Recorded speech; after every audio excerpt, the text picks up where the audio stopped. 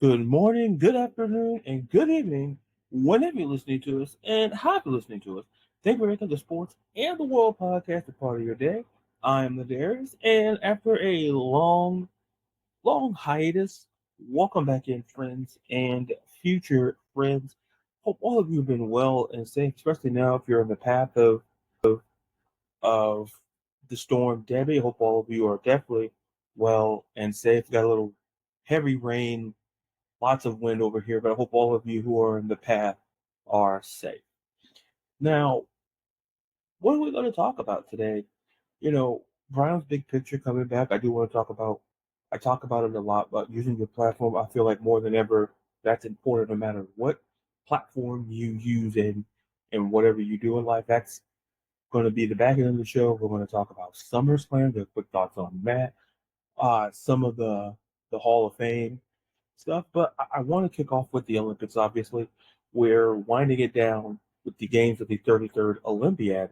And listen, a lot of great takeaways here, but I want to talk about Simone Biles and Ledecky. And it's not because I've written about the gymnastics and the swimming for Beyond Women's Sports. Check it out if you have not on Beyond Women's Sports. Follow me on Twitter or X at LaDarius_Brown. You can check out all the stuff there, and as well as at Beyond W Sports. To be watching those two, and a lot has happened. You know, the women's basketball team doing it, the men's basketball team doing it. A lot more challenging, it feels like, because I feel that the rest of the world and has caught up with us because basketball. Listen, the Olympics are a worldwide thing. Things are going to catch up. The United States is dominant, but the world is catching up. And it's always caught up because of how global sports has become, especially basketball, gymnastics, and swimming, amongst all the other sports, including the Olympics. And that's what makes what Simone Biles and Katie Ledecky have done so important and so dominant. Listen, Simone Biles, the most gold medals of any female American gymnast, 11 total medals in her career. Well, whatever we want to talk about Simone Biles, people want to make the conversation about something else. Focus on her greatness and focus on her dominance should be the narrative. But I feel that that's not necessarily always the case. And that to me it's a greater issue that I'll discuss at the back end of the show within using the platform. But understand what we're watching is greatness. And so when she finished fifth, it's certain, no matter if she, what Simone Biles has gone through personally. When it's 2020 Olympics, you know, she had it was her mental health. And those who call her a quitter don't understand. Those who advocate for mental health and turn around and say, "Oh well, she's a quitter." That's all in itself hypocrisy. But understand what she goes through, not only through physical gymnastics, but mental gymnastics. And I think sometimes when you have the conversation, we lose sight of the fact that sometimes people don't like people make it personal.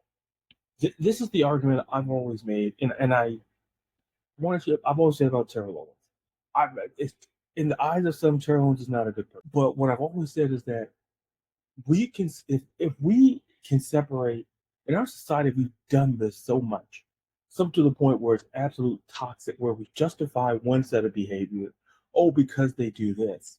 Well, we people did it with Terrell Owens, like terrible person, but he was a great player. It's like, but to me, Simone Biles is not a terrible person. But yet, if you read other things, you go on social media, that's how people kind of feel she, makes her to be, which I think is absolutely ridiculous. Because listen, she's the greatest gymnast. She's the GOAT. And listen, we're talking a generational talent that we may not see till another generation. And we've been blessed to watch her greatness. Because we're not going to talk about LA in 2028. We're going to focus on what she's done in Paris, adding the 4 more medals to her already amazing resume. So from there, we talk about Katie Ledecky, who to me is the best female swimmer. I've watched Erin Torrance. I watched Natalie Coughlin. I think I watched Jenny Thompson. Maybe I did and didn't know. But watching Katie Ledecky and the way she runs and the way she swims that 1500 meters, that is a masterclass. She, even in the 800, which I believe she defended in her fourth straight Olympics, getting gold. It's essentially her dominance. She lets the work speak for herself. No different than Simone Biles. Sometimes you have to silence the critics through your actions and not your words. Sometimes you have to show people because here's the thing. It's show and tell, not tell and show. Show people you're great. You can tell them. And sometimes people take the tell and show approach, and that can work too. It's very applicable to some. So I'm not going to, dismiss it. But I want people to understand is that when we talk about small Biles, Ledecky, we talk about the golden, we talk about any sort of gymnast and their greatness. We got to have the conversation about, I've always been self-conscious about doing like a solo video because I interview so many amazing people. I'm like, okay, people can see me, but they can also see my guest. But shifting gears, we talk about the greatness of Simone Biles, Taylor Dick, and shout out to Jordan Childs, Jade Carey, and Suni Lee as well. Shout out to Gretchen Walsh, Tori Husk, Lily King. All the amazing women on the swim team, the men and women for the gymnastics and for swimming. It was a great showing for the United States. Future is bright in both departments there.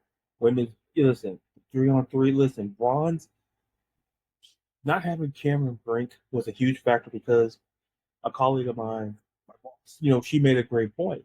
Is where you saw that the post presence and the boards, and I also add chemistry because sports are supposed to have chemistry, but with basketball, it's a limited amount of people on a court. It's five. So if five folks happen to, I feel the lesser the people, sometimes it could be like, oh, well, the chemistry, but you need chemistry, whether it's 3, 5, or how many players are on the field. But in basketball, it feels different, and it's not a knock on this team, but you felt Cameron Brink's lack of preference, and I feel that could we have won gold? Sure, but there's no shame in taking the bronze. Like, let's be clear. Given the circumstances, given what Derek Hamby having to come in with Sierra Burdick, with Haley Vinley, the ladies did great things. Men's basketball, look, I think it's gold, but I also say be wary of what's out there because, listen, like I said, the world's catching up. Basketball's that one sport, the world's catching up. You look at the league, some of the best players. Look at Luka Doncic. You look at Jokic. Listen, there's an international impact in the NBA. It's always been that way, but some of the great players, in the world, it's not just in the United States anymore. So that's something to keep in mind. That's been the overall takeaway watching these Olympics. Now, speaking of the shifting from the Olympics, from great players and for the Olympics, let's talk about a little bit the Hall of Fame. Unfortunately, I couldn't watch all of it. Busy sports weekend. Get to more in that. But a couple of takeaways is that when you look at, like, I look at Devin Hester, not because he played for the Falcons. Okay, maybe because he played for the Falcons. It's interesting when we have those conversations. It's that he said something that stood out to me, is that he may be the first, kickoff, punt returner, but he's not the last. And I think that's true because I think now he's opened up the door to how we look at the Hall of Fame and your impact. It's not just offense, it's not just defense. Now you're getting more special teams. Just like I think Adam Vinatieri is up, I believe, next in the next class. I could be wrong on that. That's a first ballot Hall of Famer to me, given probably the most clutch kicker of our generation. And so that to me is something to also consider. And also, Steve McMichael, his situation. It's a great story. They brought the Hall of Fame. They brought Canton to them, and it's an amazing story.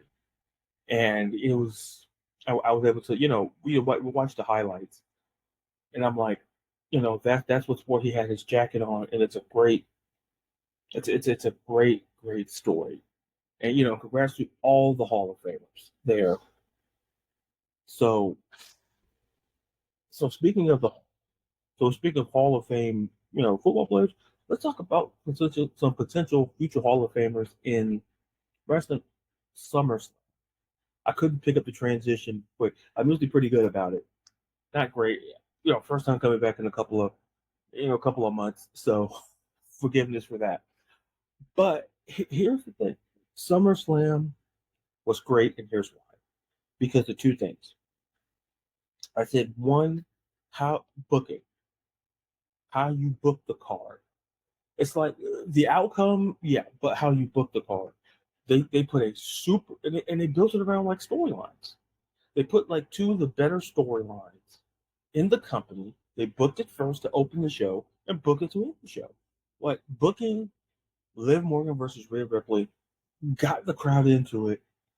It was a great match. Rhea Ripley, whether kayfabe or not, she popped her shoulder in, and that's pretty. I would have been like, "Listen, get me a sling, get me out of here." But it was it was so good watching those two, and you saw the storyline play out. Liv's revenge tour, Rhea Ripley seeking to get a belt she never lost, and Dominic Mysterio in the middle. Wish they would have put him like on a forklift or in a cage, but that's a story for another day. But it was engaging. It got the fans involved, and that's what I tell people. One of my favorite things about wrestling: storylines. Storylines. If you do it correctly, the payoff's going to be. It's essentially like putting your money in the bank and letting interest and letting it grow. That's how you do a storyline. Let it grow, and the minute you cash out on it, it's going to be so worth the investment. If you invested, that investment was really worth. It's no different than putting your money in the bank and letting it grow interest. So a little finance tip. I'm no Raj Geary, but shout out, get his newsletter, great stuff. But let it grow, and then you kind of see how the card progressed. I like to say, listen, I got all the predictions right. If you go on my TikTok at @LaDarius_Brown as well, nailed it. Because here's the thing. And this is the other thing why I like SummerSlam. Triple H made a statement. We saw Liv retain, but we saw a new champion, LA Knight, because the new United States champion. Gunther becoming the new World Heavyweight champion. We saw Nia Jax become the new women's champion.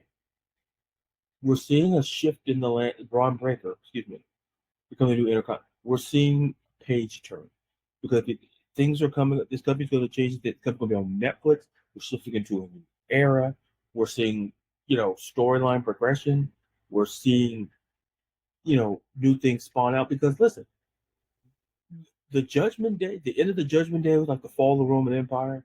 We saw it burn with Rhea. When Dominic Mysterio smooching the bejesus out of Liv Morgan, and we saw, okay, well that was just one little spark, and then Finn Balor turning on Damian Priest, implosion. Then you go to Raw, and you see it's a new Judgment Day, no leader. You see Finn, you see JD McDonough, you see Carlito, you see Dom and Liv. That's the new Judgment, and that storyline.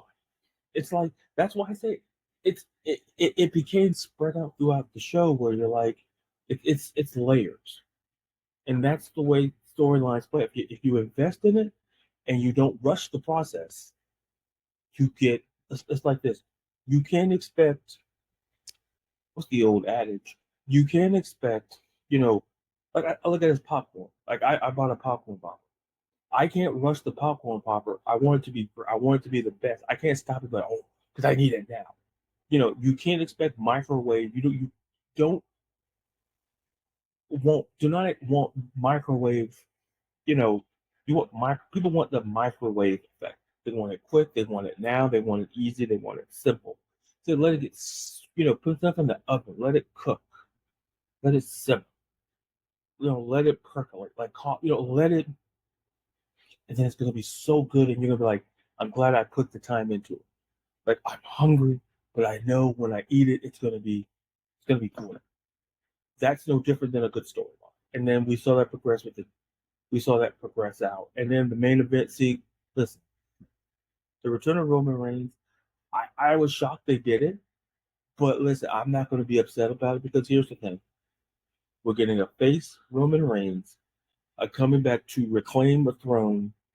Listen, the true tribal chief, in my opinion, and the opinions of other wrestling fans who may be listening and or watching. So we're going to see what happens on Friday. With that, report back next week with my thoughts on that. Or better, you can catch me on do a wrestling podcast in the week with C-Dub and Jerry Nelms. It's always great. They always bring me back. I don't know. I'm doing something right, and in the world. So I love chopping it up with those guys as well. So you'll catch me through the week. Probably share my thoughts on it, and then perhaps some more on this show the following. So before we progress, so we talked about SummerSlam, and before we get into Browns, the Browns big picture, I want to give some personal shout out because life is too fleeting. And I want to thank so many people. And I'm not going to get all the names.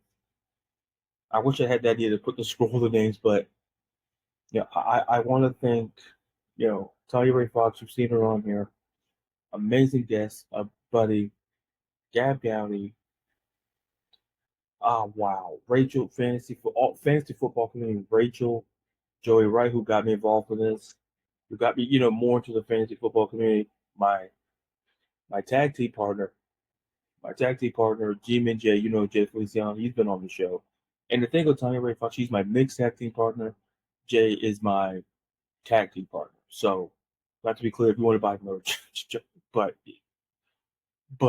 Nate Polvo, his wife Jen Polvo. I could go on and on. The amazing people in the fantasy football community who's embraced me, those in the wrestling community, Stephanie Hypes, boy, Kenny for your thoughts. So many people, so many amazing people like Craig Reeves. So many amazing people. It's just a time to give thanks to them because I probably am not where I'm doing now. For them embracing me, letting me be myself, and sometimes those are the best people that is to surround yourself with people who let you be the true form of yourself. Because if you feel like you're changing to the point where it's taking away from the core of who you are, maybe those aren't the right people. But if you're changing in a way that helps you grow, but let you maintain your core, those are the keepers. So a shout out to all of them and every single one who I interact with on social media, even in person. Unfortunately, I won't be at the Fantasy Football Expo this year, but hopefully, knock on wood, I'll be there next year. Now, I got that out of the way. Brown's big picture. I took to social media, I took to Twitter, X, and I decided, seeing the climate of our country, no less the world, and said to go back to something I did with this segment that I just talk about things that are non-sports, but the little bit of sports mixed involved. And it's the topic I talked about, but I feel it has to be reinforced now more than ever, and that's the importance of using your platform. And when I mean use your platform, I'm not talking, you can use like I'm doing a podcast where you can see and or hear me. You can do both. Apple, Spotify, wherever you get your podcast, you can listen to me, watch me on YouTube, and get that nature. But I mean, if you see something, say something. If you feel something is wrong, you should say something because you don't know how that could impact that person's life and the lives of others. And here's an example. I walked around and this goes back to when I was in, we'll say middle school to high school and beyond. But the core of the story starts in high school, where it was a sign. I think I've never told this story, but it was in biology class, and we're working in the lab area. And out of the blue, this one person who happened to be black called me an Uncle Tom. And mind you, I was 14 and I knew what the word was. So for the rest of the day, I was just like, I was done with the day. But I went home and I told my mom what happened. She listened. And my mom said something to me that absolutely changed the course of my life. She asked me one question. She said, Is that who you are? I said, ma'am. She said, is that your name? I said, no, ma'am. So you don't have to answer. And I say that to say this. Sometimes you don't have to answer to what other people call you, especially when it's not your name. But also in the same term, my parents taught me, my mom taught me, my dad. Sometimes you gotta say something, and say it in a way that you don't stoop to their level. You try to go above them. Not because you're better than them, but it's because you want to show people. Like I said earlier, show them better than you can tell them. Show them that you can respond in a way and tell them how you feel. Articulate in a way where it makes it hard for them to come back at you. Sometimes you may step out of yourself, and hey, that's fine. As long as you stay focused and why you're upset. And that's where using your platform is important. There's a reason why I love to interview women and bring women on this show, because I felt that a lot of women in the sports industry, in any industry, sometimes they get undermined. Is because I've seen it because with my mom. My mom is one is the smartest women I know, and sometimes I feel like she gets slighted. Sometimes, even as a grown 36-year-old man, I see it. When I'm around, I feel that sometimes she never got the credit she deserves. And I want to be clear that I want to make this show about diversity and being inclusive, and bringing on people who let them be the true selves. It's why I don't filter the show, because I want people to be themselves, and this is a platform to speak your mind. And mind you, I'm the simple fact of the matter is, I want people you want people in the world to feel comfortable, but sometimes it's step out of that comfort zone. When you see something in the world, you look at a big picture that's not right. Just like I saw how women were being treated, and I said, I don't feel it's right as a man. Me personally, I feel that I'm not going to tell a woman what to do or not to do with her body. That's just me. I believe that women have earned the place and a seat at the table, long, long overdue seats, to have those conversations about their reproductive rights. Who am I as a man to step in and say, this is how? No, this ain't the early part of the 20th century where women were designated. No, women can be so much more. Young girls can be so much more in this world, not just in this country, but in the world as a whole. I believe in a situation where, look, I want to go back where, like what Dr. Martin Luther King said, is I have a dream speech. I want to be judged not by the content of my skin, but the content of my character. And I want to be judged for the work that I do with the podcast, for my job I work at, for the thing, for when I write. I want to be judged by that. I don't want to be judged, oh, here's a black man talking. No. I know who I am. I've been in this skin my whole life. And I want to be judged, but by the content of my character, not because I'm black, I can't do certain things. And it's always irked me even as a kid. Well, why couldn't I do that? Well, because I never, listen, that, like being a nerd. And sometimes people feel that and I felt this growing up. And if you ever felt this way, let me know, comment on this episode, let me know your thoughts. That sometimes you're too white for the black folks, and sometimes you're just the opposite. Sometimes you're too black for them, and then you're in the middle. And let me tell you something, it's not a great feeling to be in. And I know others who may be listening, in some capacity, have felt in the middle. Maybe not with this specific example, but they felt the middle just because of who they are, for whatever reason. And I'm here to let you know that this podcast is for you. Be yourself. Use your platform. In this election, Kamala Harris running against Donald Trump. Use your voice when you see and feel the injustices in the world, because you live in this world too. And I'm not saying you have to, speak out and go to every rally, or no. It's know that it's okay to say something, And the people who love you will respect what you say and still be your friend. I have a friend who supports Trump. And we disagree on some things. But I'm not going to stop being, how can I phrase it? I listen to what he said. I may get a little irritated from time to time, but I listen. It's just that I may not agree with you, but it's all about listening. Because we all live in this world together, and I want all of you who are listening, wherever you are, to use your platform. If we can use the platform to talk about our sports team, or I talk about my Falcons, I talk about my Seattle Storm, I can talk about my Cubs. If we can do that and support them, down them, whatever, we can do that in the world we live in.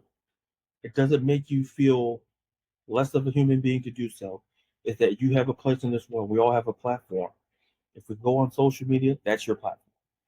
If you have a show like this, that's another platform. Always keep that in mind. And on that high note, thank you for listening and/or watching this episode of Sports of the World podcast. Like and subscribe to this episode and every future episode, and go back and watch some of the old ones. Listen to those. Some of those are pretty good too. Some of the interviews I've done there as well. Well, friends, until you see and or hear me again, I'm LaDarius. Be real, be you, be blessed, and be safe from all of us here from the Sports and the World podcast. Take care.